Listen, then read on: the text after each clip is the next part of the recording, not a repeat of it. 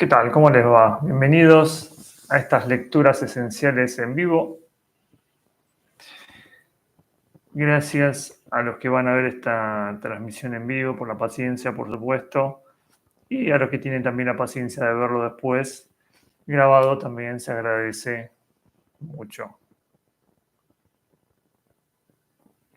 Muy bien. La idea de hoy es abordar una lectura que es bastante inspiradora, bastante amigable para leer, muy fácil de leer. Es un libro corto. Es un libro que se llama Zen en el arte del tiro con arco. El autor es Eugen Herrigel, calculo que se pronunciará así, es del alemán.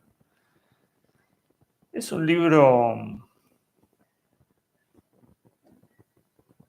que puede llegar a servirnos como inspiración, como motor en nuestro camino o en la búsqueda, según en la etapa que cada uno esté, ¿no? En su sendero. La idea, recordamos un poco la idea de estas reuniones en vivo por YouTube.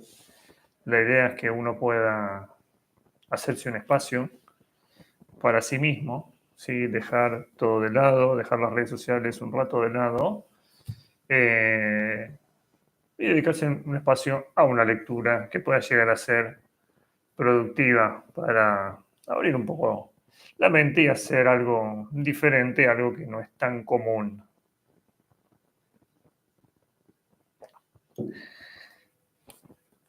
Hay una introducción que está escrita por Daisetsu Suzuki, que es bastante conocido en el ambiente. Bueno, vamos a empezar a leer. Es la introducción por Suzuki.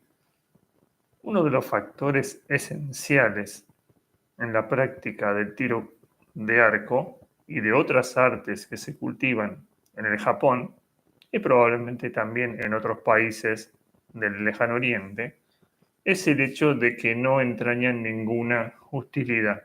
Acá ya tenemos algo que nos puede servir.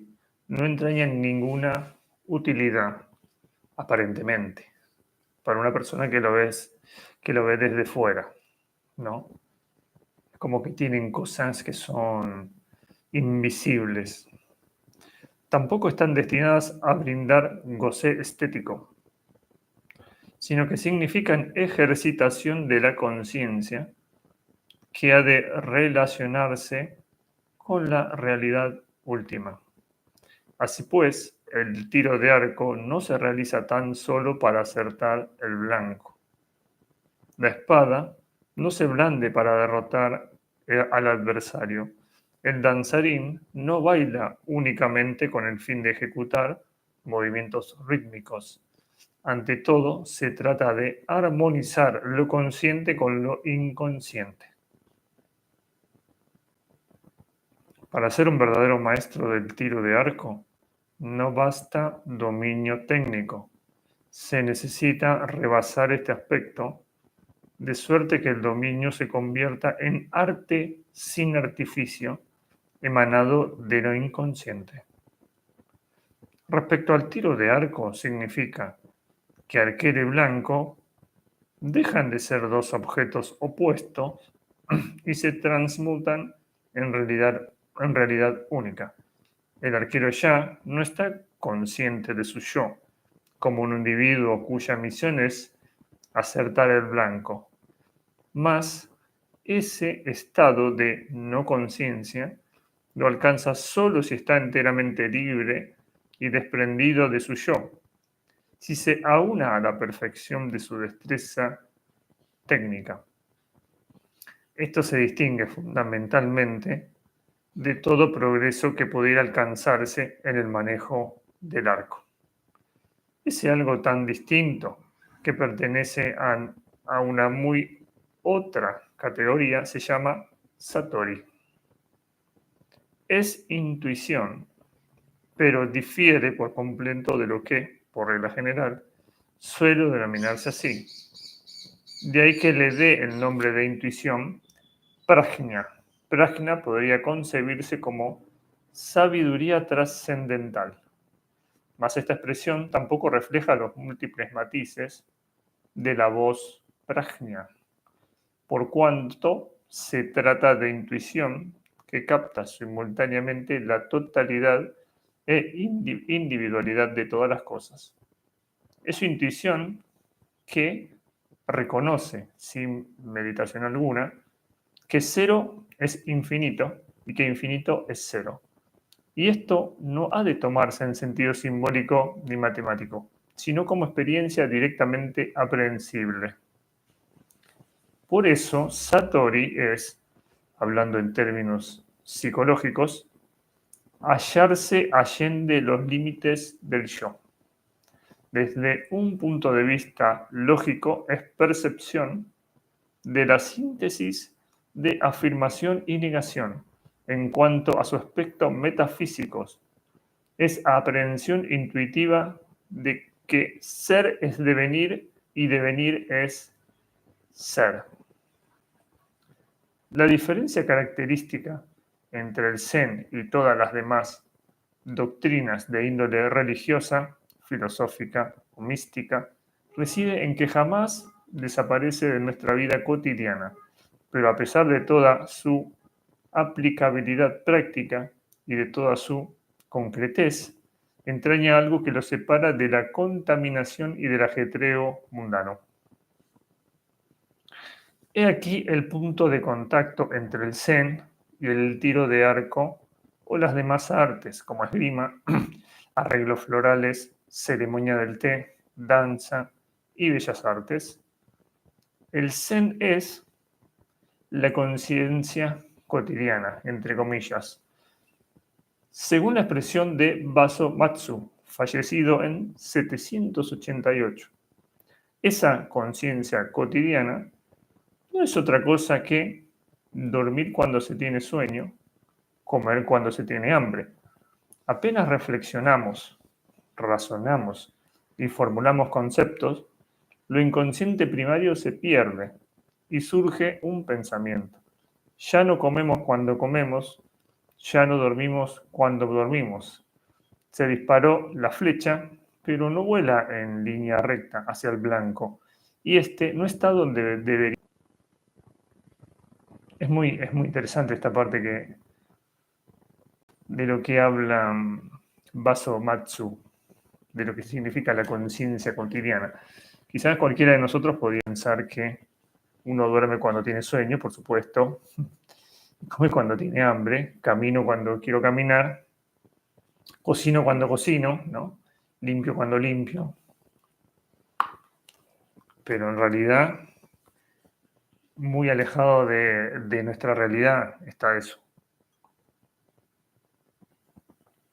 Generalmente uno no está en su experiencia.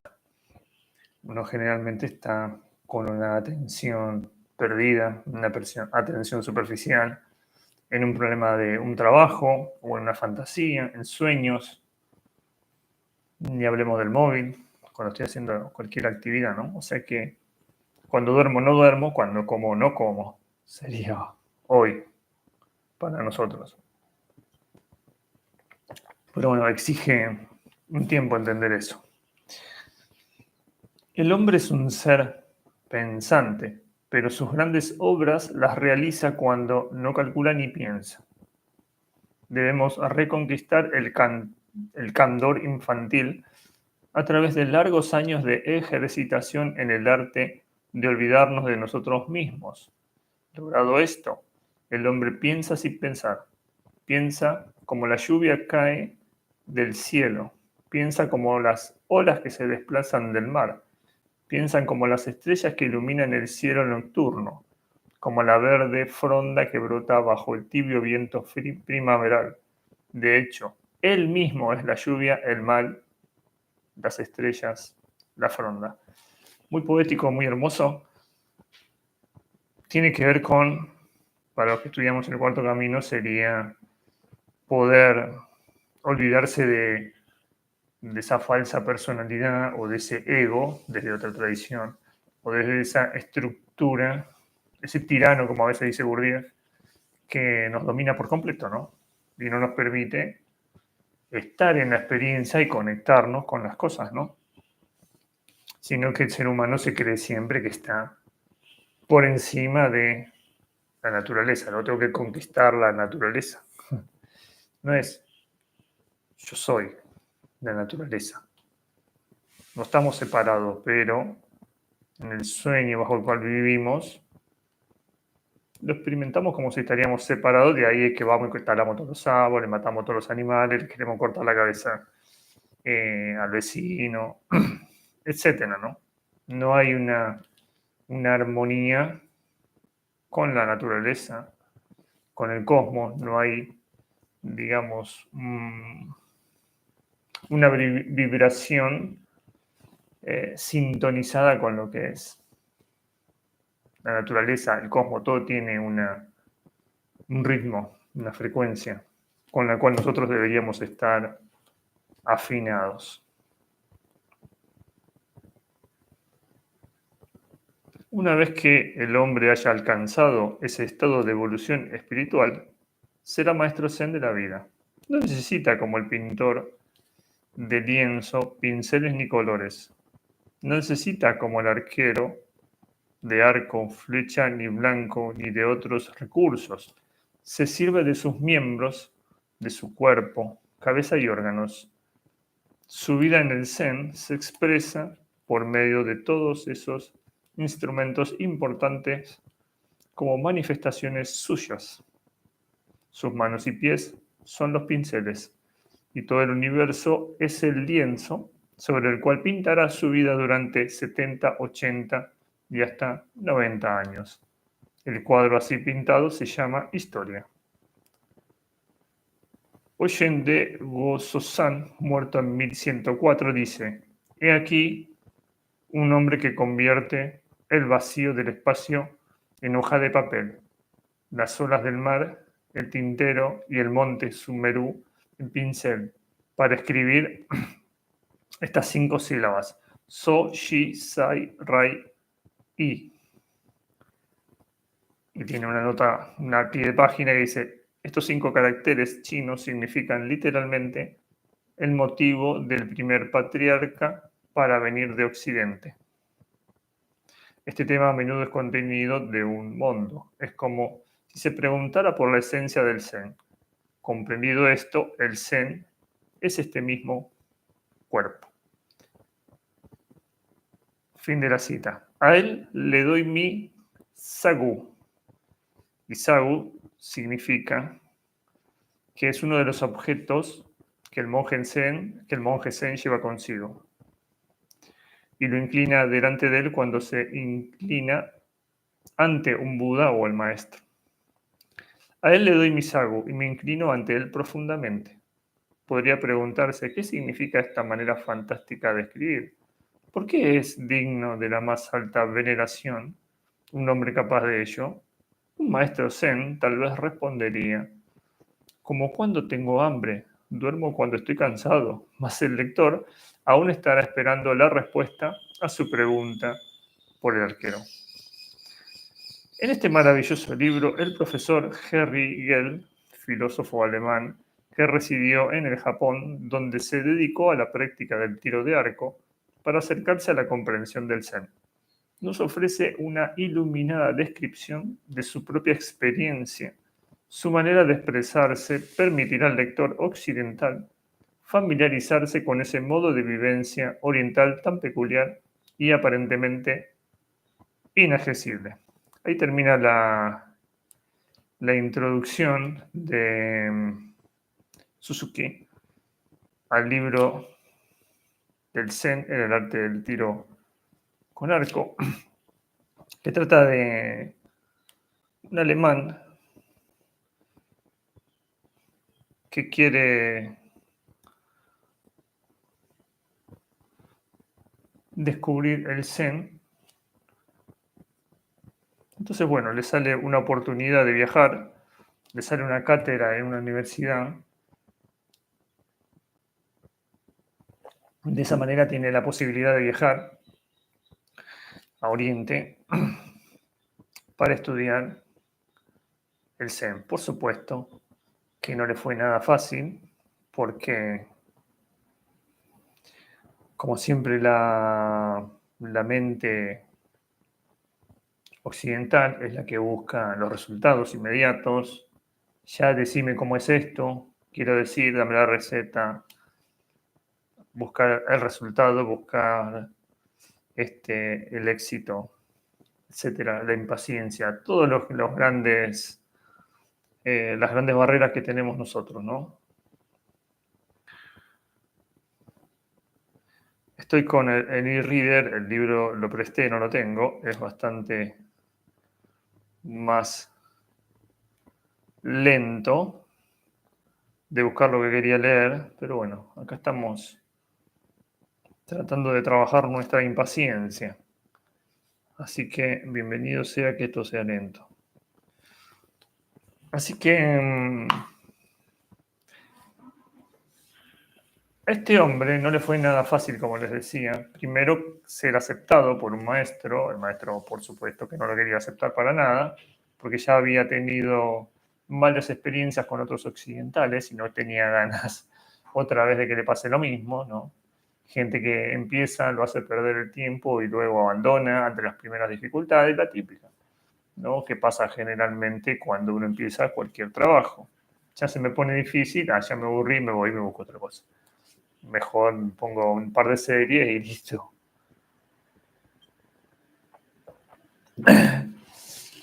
Entonces, vamos a leer algunas partes, ¿sí? No lo vamos a leer todo. Es un libro muy corto, se podría leer todo tranquilamente porque es corto. Vamos a leer algunas partes para que luego ustedes puedan leerlo por su cuenta. Entonces, como les decía, acá cuenta que en un principio el maestro rehusó mi requerimiento, alegando que yo se había dejado persuadir una vez para enseñar a un extranjero y que esto le había acarreado desagradables experiencias.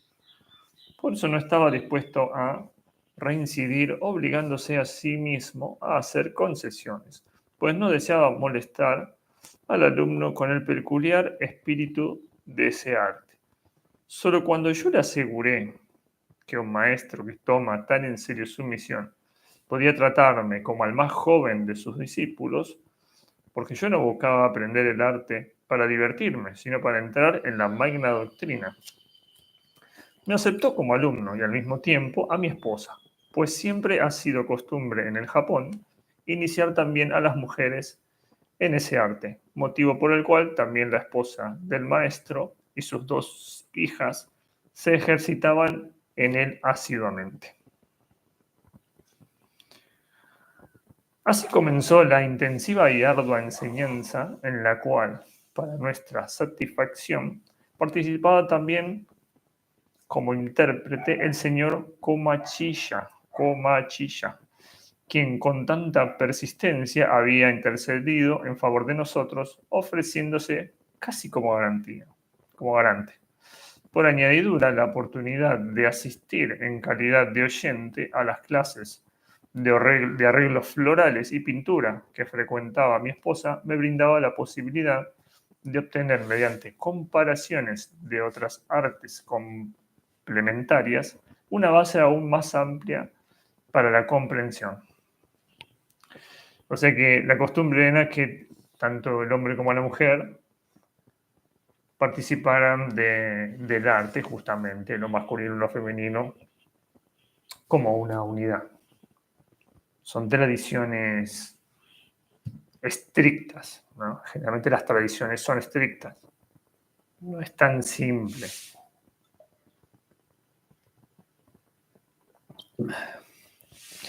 Ya en la primera clase habríamos de percatarnos de que el camino del arte sin artificio no es fácil. Primero nos mostró los arcos japoneses y nos explicó que su extraordinaria elasticidad era el resultado de su peculiar construcción y de las características del material con que estaban hechos, el bambú. Pero mucho más importante aún era para él que advirtiéramos la forma extremadamente noble que adopta el arco, de casi 2 metros de longitud, 2 metros es un poco más alto que una persona, ¿no? Como si fuera con el brazo así, más o menos tirado. Una vez armado con la cuerda, y que se manifiesta de manera tanto más sorprendente cuanto más se lo estira. Cuando la cuerda está estirada hasta donde lo permite el arco, este encierra el universo, agregó el maestro, y por eso es tan especial que se aprenda a extenderlo correctamente. Luego tomó el mejor y más fuerte de sus arcos, y en una actitud marcadamente solemne hizo rebotar repetidas veces la cuerda levemente estirada. Esto produce un tono, nunca más se olvida. Tan peculiar resulta y tan irresistiblemente invade el corazón. Desde tiempos remotos se le atribuye el misterioso poder de conjurar a los malos espíritus y puede comprender muy bien que tal creencia se haya arraigado en todo el pueblo japonés. Después de esta significativa introducción purificadora y consagratoria, el maestro nos invitó a observarla atentamente. Colocó una flecha, estiró el arco al tal extremo que llegué a temer que no resistiera el esfuerzo para encerrar el universo, y por fin disparó. Todo esto no solo se veía muy bello, sino que parecía fácil. No como todo lo que hace otro, siempre es fácil. Cuando uno quiere hacer, ahí uno se da cuenta de que era una ilusión. Entonces nos ordenó, hagan lo mismo, pero observen que el tiro de arco no está destinado a fortalecer los músculos. No deben estirar la cuerda aplicando todas sus fuerzas, sino procurando que trabajen las manos únicamente, mientras que los músculos de los brazos y hombros permanecen relajados como si contemplaran la acción sin intervenir en ella. Solo cuando hayan aprendido esto, cumplirán una de las condiciones en que el tiro se espiritualiza. Luego de pronunciar estas palabras, tomó mis manos y las guió lentamente por las fases del movimiento que en adelante tendrían que ejecutar, como para acostumbrarme a la tensión. Ya en el primer intento, realizado con un arco de estudio de mediana resistencia, me percaté de que necesitaba emplear mucha fuerza para estirarlo. A ello se agregaba la dificultad de que el arco japonés no se sostiene a la altura de los hombros como el europeo, que permite apretar el cuerpo contra él, por así decirlo. En cambio, una vez colocada la flecha, se lo levanta con los brazos casi extendidos en forma tal que las manos del arquero se encuentran por encima de su cabeza.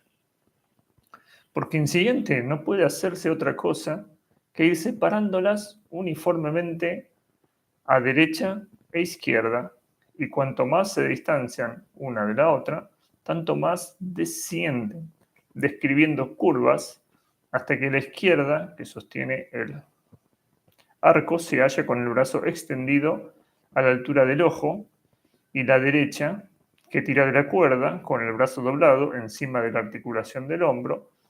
La punta de la flecha, de casi 1 metro de largo, sobresale muy poco del borde exterior del arco. Tan grande es la envergadura de este. El arquero debe permanecer en esta posición un rato antes de disparar la flecha. La fuerza necesaria para estirar y sostener el arco de una manera tan insólita hizo que a los pocos instantes las manos empezaran a temblar y la respiración se volviera cada vez más difícil. Y así continuó durante semanas enteras. Y así, y así, y así pasaban las semanas y no había forma, ¿sí?, de que él pueda estar relajado, porque supuestamente el arte en esta etapa era estirar con los brazos relajados, ¿no? Cosa que es difícil de entender porque nosotros quisiéramos mucha fuerza, ¿no? Hasta con la cara, ¿no? Entonces el maestro en un momento le dice, no lo consigue porque no respira bien. Después de inspirar, Haga bajar el aliento suavemente hasta que la pared abdominal esté moderadamente tensa y reténgalo allí un rato. Luego expire de la manera más lenta y uniforme que le sea posible y después de un breve intervalo, vuelva a aspirar rápidamente y continúe así inspirando y expirando con un ritmo que poco a poco se instalará por sí solo. Si ejecuta esto de manera correcta, sentirá que el tiro se vuelve cada día más fácil. Lo que el maestro le sugería era que el problema que él tenía era la respiración. La respiración tenía que estar conectada con el movimiento del arco, ¿no? De estirar. Con la expiración, retener un instante y que baje el aire y luego largarlo lo más lento posible.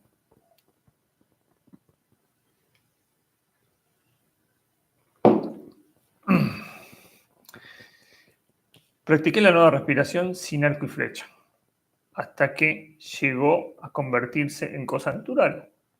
Incluso el leve vaído que experimenté en un principio desapareció pronto. Muchas veces las respiraciones suelen variar o molestar, ¿no? Hasta que uno se acostumbra.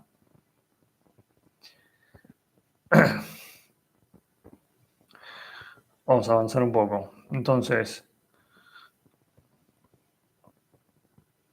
es imposible evocar aquellos días sin recordar una y otra vez cuán difícil me resultó al principio dejar que la respiración surtiera su efecto. Respiraba en forma técnicamente correcta, pero cuando, al estirar el arco, me concentraba en que los músculos de brazos y hombros permanecieran relajados, la musculatura de mis piernas se contraían a su vez a pesar de sí mismo.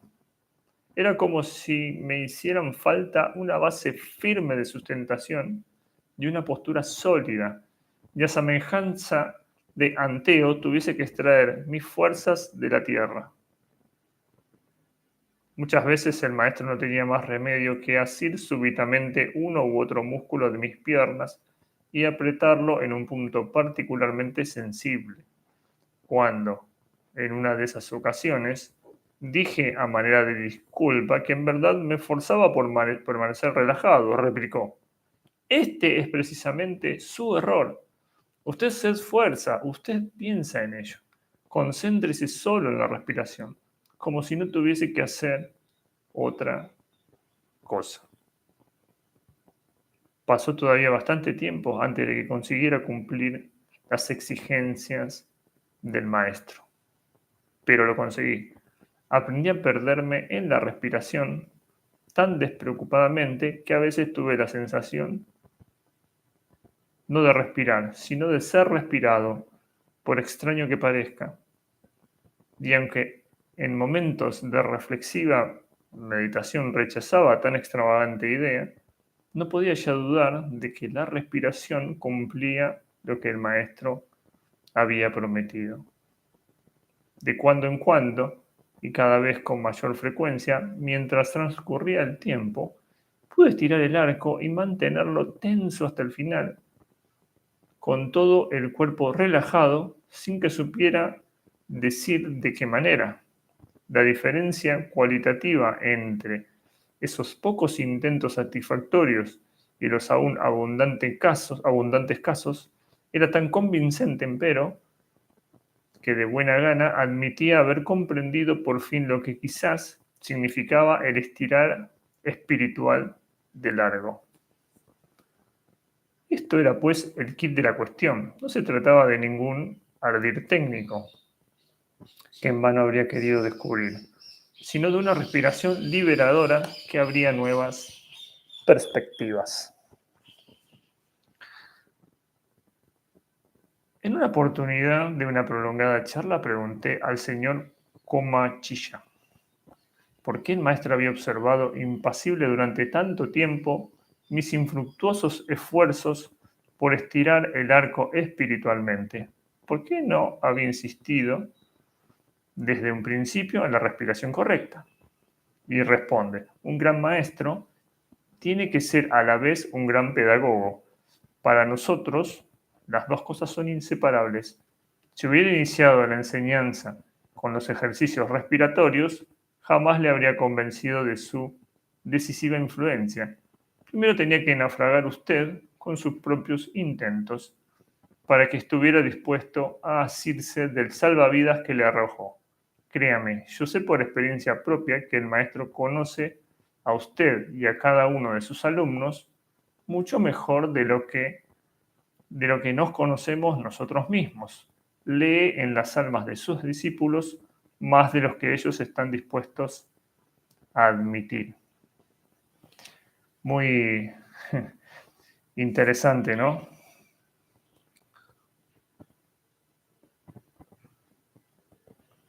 Tiene que ver con la valoración de las cosas, ¿no? Muchas veces, si te dan todo, ves lo mismo que nada. Porque uno no se da cuenta para qué lo estaría necesitando.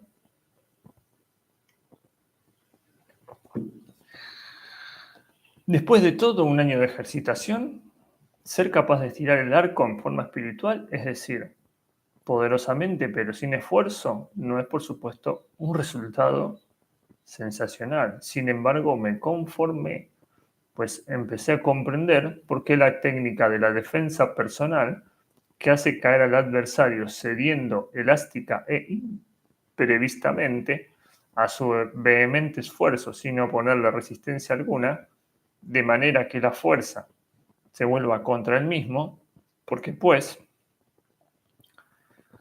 esa forma de defenderse se denomina el arte gentil, el jiu-jitsu, y su símbolo es, desde tiempos inmemoriales, el agua, que siempre cede mas nunca es vencida.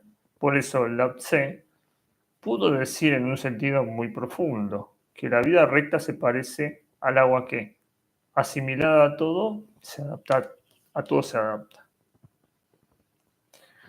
Un año estuvo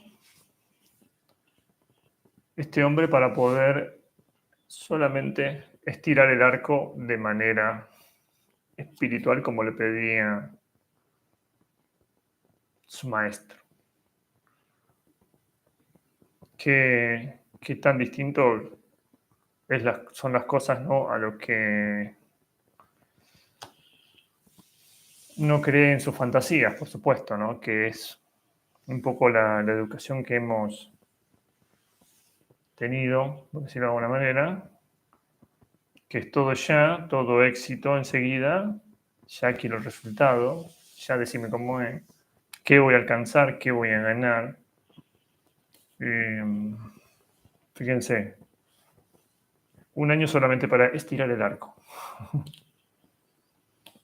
Y el maestro le dice, todo lo que usted ha aprendido hasta ahora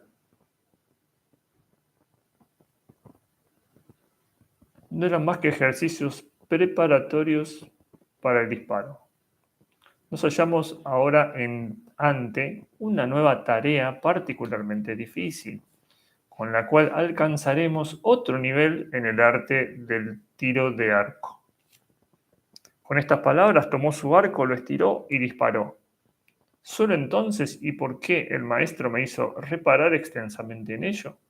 Comprobé que su mano derecha, abierta repentinamente y liberada de la tensión, hizo, por cierto, un brusco movimiento de retroceso, pero sin que el menor estremecimiento recorriera su cuerpo.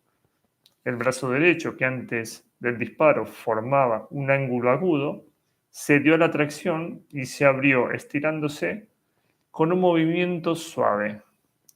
La inevitable sacudida había sido amortiguada y neutralizada elásticamente.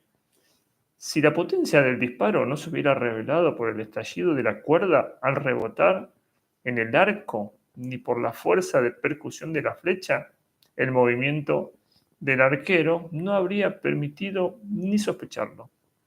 Ejecutado por el maestro, al menos, el disparo parecía tan sencillo y carente de complejidad como si fuese un juego de niños. Ahora el próximo nivel, que es el de aparecía frente era el tema del amortiguamiento del brazo sin que eso produzca que traslade toda la vibración al cuerpo. Cuando lo hacía el maestro parecía extremadamente fácil. Ahora la cosa es hacerlo uno, ¿no? Bien.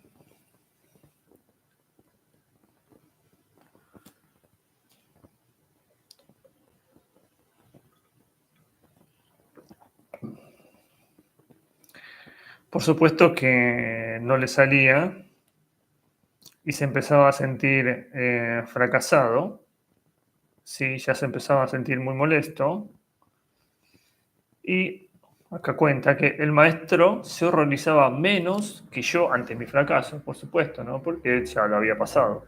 ¿Sabía por experiencia que esto sucedería? Pregunta. No piense en lo que debe hacer, no reflexione cómo llevarlo a cabo, exclamó el maestro. Solo si toma por sorpresa al arquero mismo, el tiro sale suavemente. Ha de ser como si la cuerda cortara de repente el pulgar que la retiene sin que usted abra la mano intencionalmente.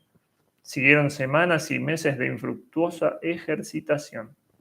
Los disparos del maestro me daban una y otra vez la pauta, me revelaban la esencia, pero a mí ni uno solo me salía bien. Si esperando en vano el disparo, cedía a la tensión porque se me tornaba intolerable, las manos se me acercaban lentamente una a la otra y no resultaba tiro alguno. Si resistía obstinadamente hasta quedarme sin aliento, solo podía hacerlo esforzando la musculatura de brazos y hombros. Entonces estaba inmóvil, por cierto, como una estatua, decía irónicamente el maestro, pero como en un espasmo y la relajación había desaparecido. Tiene que mantener la cuerda estirada, respondió el maestro. Como un niño pequeño, toma el dedo que uno le ofrece. Lo retiene con tanta firmeza que uno no puede menos que admirarse de la fuerza concentrada en ese minúsculo puño y cuando suelta el dedo lo hace sin la menor sacudida. ¿Sabe usted por qué? Porque el niño no piensa. Ahora suelto el dedo para agarrar aquella otra cosa. Sin reflexión ni intención alguna se vuelve de un objeto a otro y se diría que juega con ellos, si no fuese igualmente cierto que los objetos juegan con el niño. Tal vez comprendo lo que usted quiere insinuar con esta comparación, contesté, pero ¿no me encuentro yo en una situación muy distinta? Cuando tengo el arco estirado, llega un momento en que siento que si el disparo no se produce inmediatamente, no resistiré más a la tensión. ¿Y qué sucede entonces? Me quedo sin aliento y soy yo quien debe disparar a toda costa porque no puedo esperar más. Usted acaba de describir perfectamente bien, respondió el maestro, cuál es su dificultad. ¿Sabe por qué no puede aguantar que se produzca el disparo y pierde el aliento? El tiro justo en el momento justo no acae porque usted no sabe desprenderse de sí mismo. Usted no se pone en tensión esperando la consumación, sino que está a la expectativa de su fracaso. Mientras esto siga así, no le queda más remedio que provocar usted mismo un acontecer que debería producirse en forma independiente. Y mientras lo cause usted, la mano no se abrirá de la manera adecuada, como la del niño. Tuve que admitir ante el maestro que esta interpretación me confundía más aún.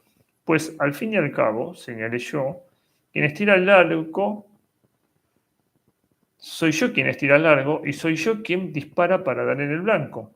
Estirar el arco es, pues, un medio para un fin, y esta relación no puedo perderla de vista. El niño todavía no la conoce y yo ya puedo descartarla. El arte genuino, exclamó entonces el maestro, no conoce fin ni intención.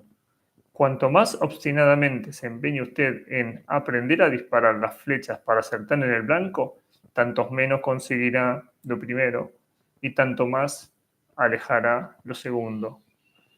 Lo que le obstruye el camino es su voluntad demasiado activa. Usted cree que lo que usted no haga no se hará. Es muy profundo todo lo que dice acá el maestro. Tiene que ver mucho con nuestro trabajo personal. Se pueden hacer muchas analogías.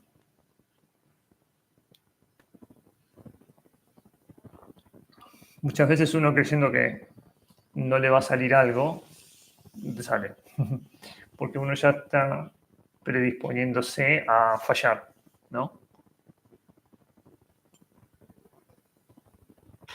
Uno muchas veces no acepta que vive en un universo que está regido por leyes, ¿no?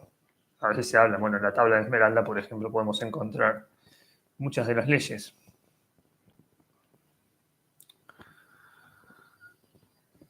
Y no me desdigo, dice el maestro. Los maestros arqueros decimos, un tiro, una vida. Todavía no podrá comprender lo que esto significa, pero tal vez le ayude otra imagen que expresa la misma vivencia. Los maestros arqueros decimos, con el extremo superior del arco, el arquero perfora el cielo,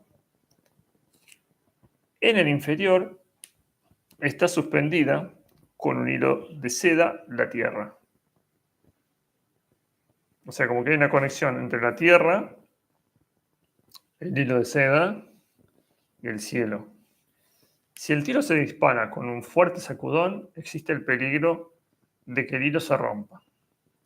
Para el voluntarioso y violento, el abismo será entonces definitivo y el hombre permanecerá en el fatal centro entre el cielo y la tierra.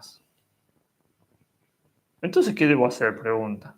Tiene que aprender a esperar como es debido. ¿Y cómo se aprende eso?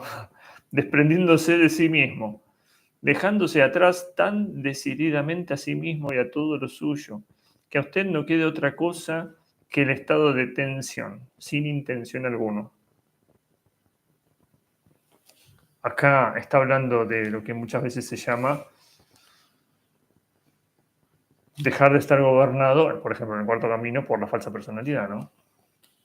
Gobernado por el yo imaginario, o por los yoes, por ejemplo, o por el ego, o por el tirano.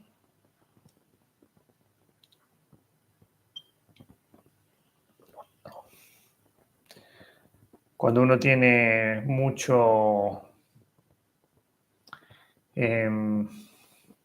inflación de ego, yo disparo, ¿no? La flecha, yo doy en el blanco, yo esto, yo aquello, ¿no? Cuando las cosas no funcionan, es porque hay mucha inflación de ego, ¿no? De ser yo el triunfador. Quiero el premio, por supuesto, ¿no? El éxito personal. Acá lo que el maestro pide es un abandono de sí mismo, abandonarse a sí mismo, correrse del mérito, correrse de buscar el éxito, correrse de buscar dar el blanco, correrse de las expectativas. Una vez le preguntaron al Buda cómo acabar con el sufrimiento y él dijo que había descubierto que tenía que dejar de tener deseos y dejar de esperar resultados.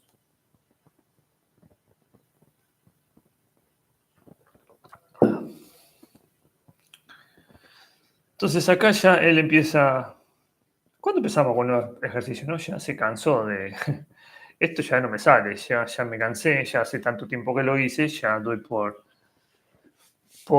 obvio de que ya está, ya lo es como la escuela, ¿no? En la escuela o sea, venimos y traemos los mismos procesos de aprendizaje, los mismos patrones de la educación, ¿no? Los traemos a cualquier actividad, a cualquier arte que tenga que ver con un proceso espiritual y queremos que sea igual, ¿no? Si yo ya estuve todo el año en la escuela, ya aprobé primer año. Si estuve el otro segundo año, ya aprobé segundo año. Solamente porque pasó el año, ya pasé de año, ya eso ya lo aprobé. igual, ¿no? Él ya estuvo tanto tiempo con el tema de estirar el largo y soltarlo de manera relajada, no le salió, pero ya pasó tanto tiempo que ya considera como que tiene que pasar otra cosa, ¿no? Es el chip, no nos damos cuenta. Pero en el trabajo personal, en el cuarto camino y en cualquier otro sistema, sea más tradicional o no, sucede lo mismo. Uno está con el chip de que estuve tanto tiempo, entonces esto yo ya lo sé, ¿no? Porque ya hace mucho tiempo, ya lo leí un montón de veces, ya me lo dijiste, ya lo hice, etcétera. Pasó tanto tiempo, por lo tanto, la persona considera que eso ya está terminado, ¿no? Y lo abandona. Vamos a pasar a otra cosa, otro nivel. Yo ya estoy para otro nivel. No, esa es la programación que tenemos y lleva un montón de años, lamentablemente, tomar conciencia de que uno en realidad está repitiendo el patrón de la edad escolar. Pero bueno, es así. Sufrí una gran desilusión, dice, cuando en la clase siguiente el maestro continuó con los ejercicios conocidos. Claro, él quería un ejercicio diferente, más difícil, ¿no? O sea, oh, sí, ya quiero las matemáticas avanzadas o la pintura avanzada, lo que sea. Estirar el arco, permanecer en la mayor tensión, disparar la flecha. Pero por más que él me alentara, de nada me servía. De acuerdo con sus instrucciones, procuraba no ceder a la tensión, sino superarla, como si la naturaleza del arco no le pusiera límite alguno, por cierto. Me forzaba en esperar hasta que, en el disparo, la tensión se consumara y resolviera a la vez. En vano, eché a perder todos los tiros, ansiados, provocados, desviados. Solo cuando hube llegado a un punto a partir del cual la continuación de esos ejercicios iba a volverse no solo infructuosa, sino peligrosa, porque cada vez más me abrumaba el presentimiento del fracaso, el maestro decidió iniciar una serie completamente nueva. En adelante, cuando ustedes vienen a la clase, nos advirtió, ya deben concentrarse durante el camino. Prepárense para lo que sucederá aquí, en la sala de ejercicios. Pasen frente a todo sin prestar atención, como si en el mundo entero no hubiese más que una sola cosa importante y real, el tiro de arco. Es muy interesante esto, ¿no?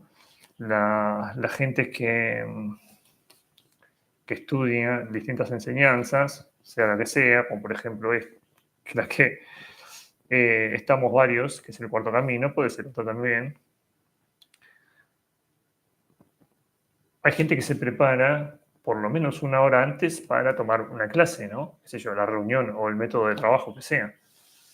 Por lo menos una hora antes ya se prepara, lee sus apuntes, ve si tiene que preguntar algo, si leer algo, y se olvida de todo, ¿no? Se aleja de las redes sociales, de las charlas mecánicas, del hablar por hablar, se encierran y se preparan para su clase. Hay algunos que no, que están mandando WhatsApp hasta el último momento y bueno, entré a la clase y tengo la cabeza en cualquier pavada, ¿no? De ahí que el resultado a obtener de una persona y otra es completamente diferente, ¿no? Cuando uno prepara el terreno un tiempo antes es muy diferente, ¿no? Si yo voy a labrar la tierra, si la preparo antes es muy diferente a que si no la preparo, cómo voy a tener el resultado de la cosecha. Es básico.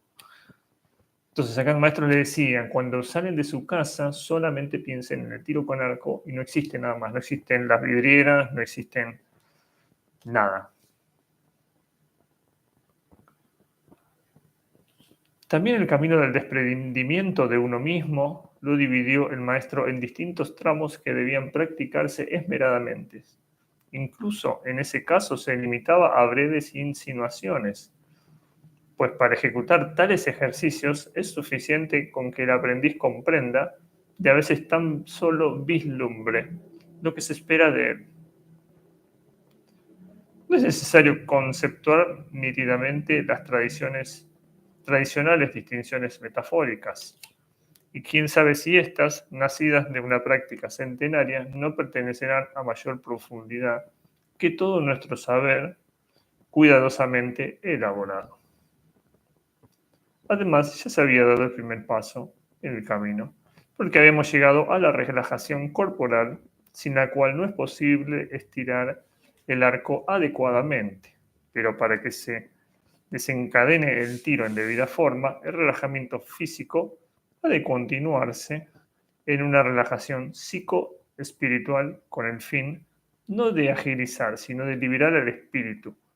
Ha de ser ágil para alcanzar la libertad y libre para recuperar la agilidad primaria.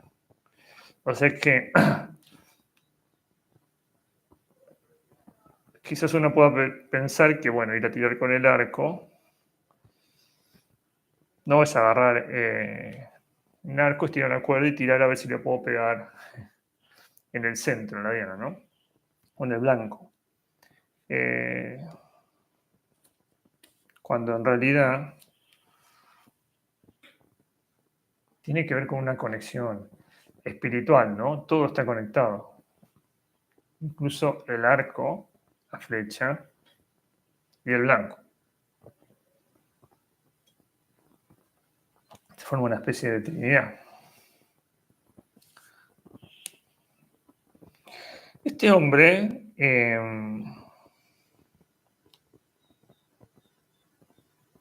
como no pudo lograr por mucho tiempo soltar la flecha de la manera correcta, como le pedía el maestro, lo que empezó a hacer es inventarse una forma de hacer trampa para que el maestro no se dé cuenta de que no lo estaba haciendo de manera espiritual, podríamos decir, ¿no? Por supuesto que el maestro luego se dio cuenta cuando él quiso hacer la trampa, ¿no? Entonces,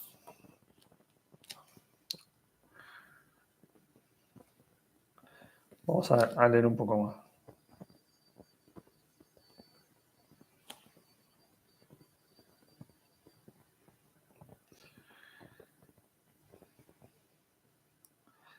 Estaba la parte que quería leerla.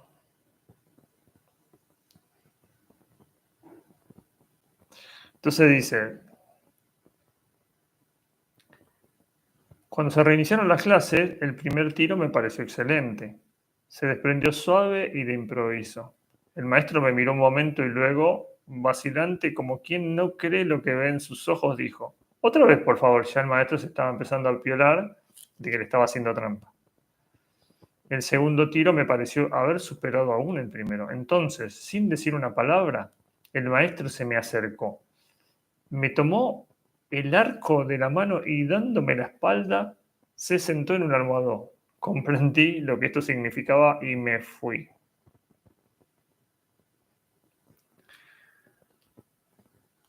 Por supuesto que el maestro no le quería dar más clases por tramposo, ¿no? Porque había, digamos, violado un principio básico que es ser sincero, ¿no? Bueno, tuvo que intervenir su amigo, ¿sí? Para que lo vuelvan a tomar. Y continúa, si no me hubiera acumulado un profundo sentimiento de vergüenza, el comportamiento del maestro lo habría hecho. No mencionó siquiera el incidente, simplemente dijo, ya ve usted que llegamos y somos incapaces de permanecer libres de intención, en el estado de máxima tensión. Usted ni siquiera puede permanecer en el aprendizaje sin preguntarse una y otra vez, ¿lo conseguiré? Espere pacientemente lo que vendrá y cómo vendrá. Observe que ya estaba cursando el 4º año y que mi estadía en Japón era limitada. El camino hacia la meta es inconmensurable, contestó el maestro. Entonces, ¿qué significan semanas, meses y años, no? Él estaba preocupado porque ya había pasado mucho tiempo, 4 años y todavía no sabía tirar con el arco, ¿no? Imagínense, 4 años de práctica. Entonces el maestro le dice, el camino hacia la meta es inconmensurable. ¿Qué significan semanas, meses, años? Obviamente nada, ¿no? Esto es lo que sucede también en el trabajo personal. No, es muy largo. No, ¿cuánto? ¿Cuánto dura el trabajo personal? ¿Un mes, 2 meses? ¿Cuánto el título, cuándo me lo van a dar? No, es inconmensurable. O sea, estamos trabajando por la evolución. No es nada 1 año, 2, 3, 10. Pero bueno, cuesta mucho entender eso.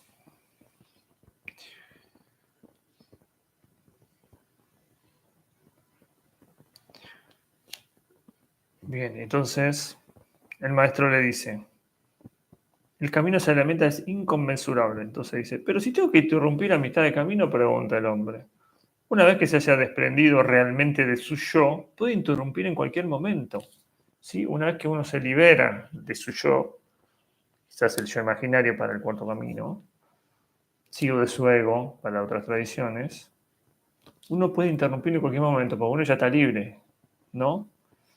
Y así volvimos a empezar desde el principio, como si todo lo aprendido hasta entonces hubiera sido inútil, pero al igual que antes, me era imposible permanecer sin intención en la mayor tensión, como si fuese imposible salir del viejo carril. O sea, él no podía, obviamente su mente de occidental no se lo permitía, no le permitía no esperar un resultado, ¿no? Salirse de los resultados, salirse de la persecución del éxito. Vamos a leer algunas citas que me parecen ya para ir, estamos llegando a la hora, para ir cerrando esta lectura. Algunas citas que están interesantes.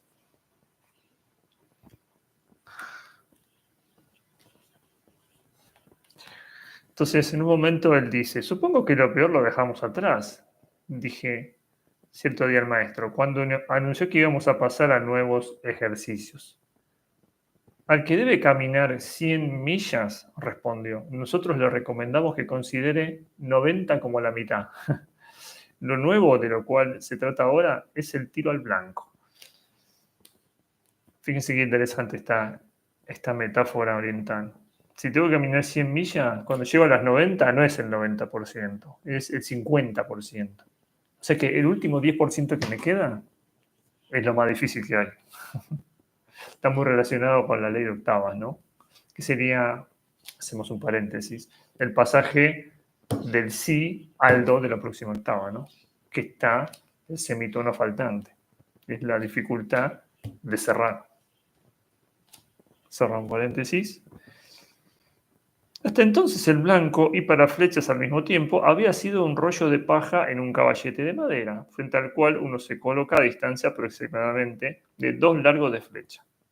O sea que todo el tiempo, estos años que estuvo tirando, era a un montículo de paja que tenía ahí a 2 metros de distancia, ¿no? Ahora el blanco está colocado a una distancia de 60 metros. De 60 metros es más de media cuadra.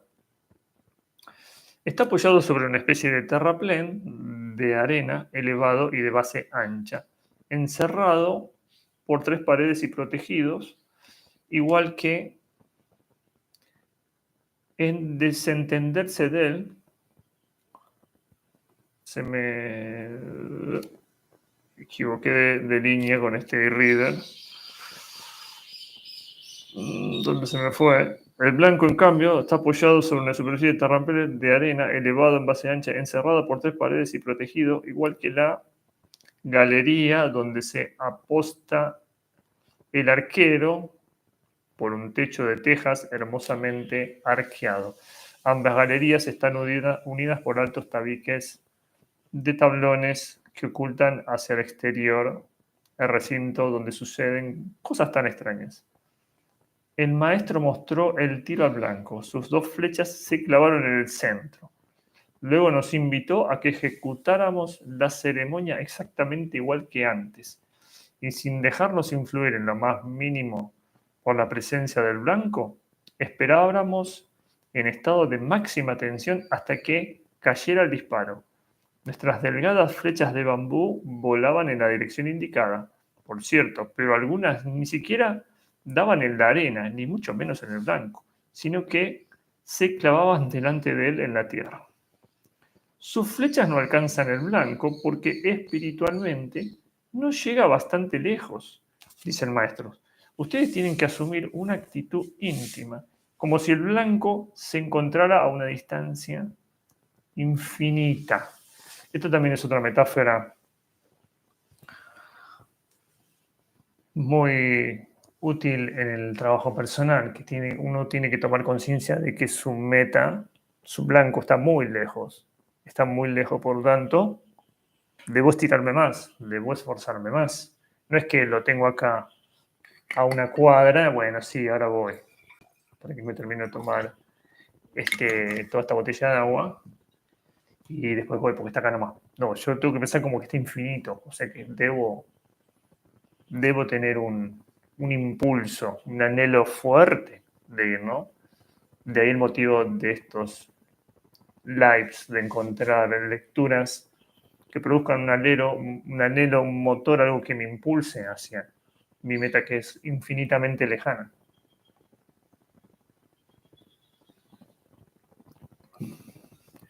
Para nosotros, los maestros arqueros, es un hecho conocido y confirmado por la experiencia cotidiana que un buen arquero con un arco de mediana potencia llega más lejos que otro, carente de espíritu, con el más fuerte de los arcos.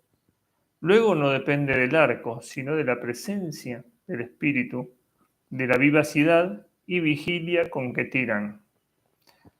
Mas para desencadenar la mayor tensión en esa vigilia espiritual, ustedes deben ejecutar la ceremonia de una manera distinta a como la han hecho hasta ahora.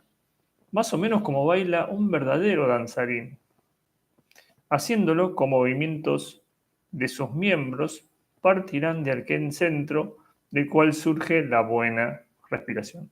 Entonces la ceremonia, en vez de desarrollarse como una cosa aprendida de memoria, parecerá creada según la inspiración del momento, de suerte que la danza y el danzarín serán una y la misma cosa. Si representan la ceremonia de semejanza de una danza ritual, su vigilia espiritual llegará al máximo. Es muy buena la metáfora de lo que tiene que ver cuando uno está conectado con su trabajo personal, ¿no? Por ejemplo, uno es el trabajo personal. No hay una separación entre uno y el trabajo que estoy haciendo, sino que yo soy el trabajo. Yo soy el trabajo, yo soy mi trabajo personal. Yo soy mi autoconocimiento, ¿no? Yo soy el danzarín, soy la danza, soy uno. Bueno, ya pasamos la hora, así que vamos a dejar por acá. Espero que les pueda servir el libro de Zen en el arte del tiro con arco, del alemán Eugen Herriel, su experiencia. Si pueden leerlo y que les sirva de inspiración para su sendero, para su trabajo personal, para su vida. Se puede utilizar para cualquiera de las dos, porque no hay separación entre la vida y el trabajo personal, ¿no? En un momento es todo uno. Mi vida, mi trabajo personal, yo mismo.